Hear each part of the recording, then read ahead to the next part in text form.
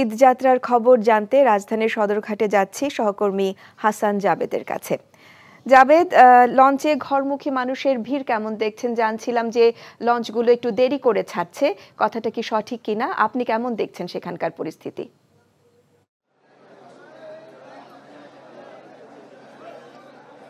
আফসানা, রাত পোহালেই পবিত্র ঈদুল আজহা অর্থাৎ কুরবানির ঈদ, এবং সেজন্য কিন্তু শেষ মুহূর্তে যারা এখনও রাজধানী ছেড়ে যেতে পারেননি, বিশেষ করে দক্ষিণাঞ্চল যেমন পটুয়াখালী, বরিশাল, ভোলার লোকজনই কিন্তু এই লঞ্চে যাতায়াত করেন। এবং আজকে ভিড় তেমনটা নেই, তবে উপস্থিতি কিছুটা আছে।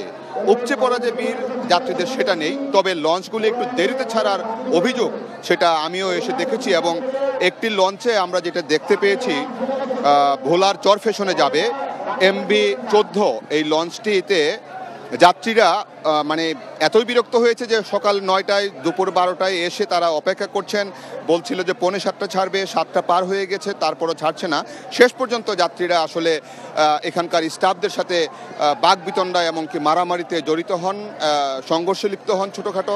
তারপর কিন্তু লঞ্চটা ছাড়তে বাধ্য হয় এবং ছেড়ে চলে যায়।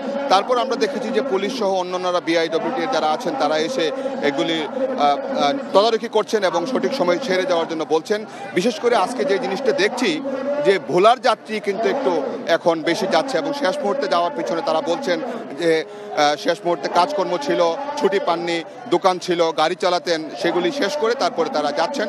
যেভাবেই হোক সকালে গিয়ে পরিবারের সাথে, আত্মীয় স্বজনের সাথে ঈদ উদযাপন করবেন, কোরবানি দিবেন, সেই আনন্দে তারা যাচ্ছেন। তবে কষ্টটাকে কষ্ট মনে হচ্ছে না, এইভাবেই তারা কিন্তু যাচ্ছেন। এবং রাত 11টা পর্যন্ত এখান থেকে ছেড়ে যাবে লঞ্চ। আফসানা, আমরাও তাই চাই। জানছিলাম ঈদে ঘরমুখী মানুষের খবর।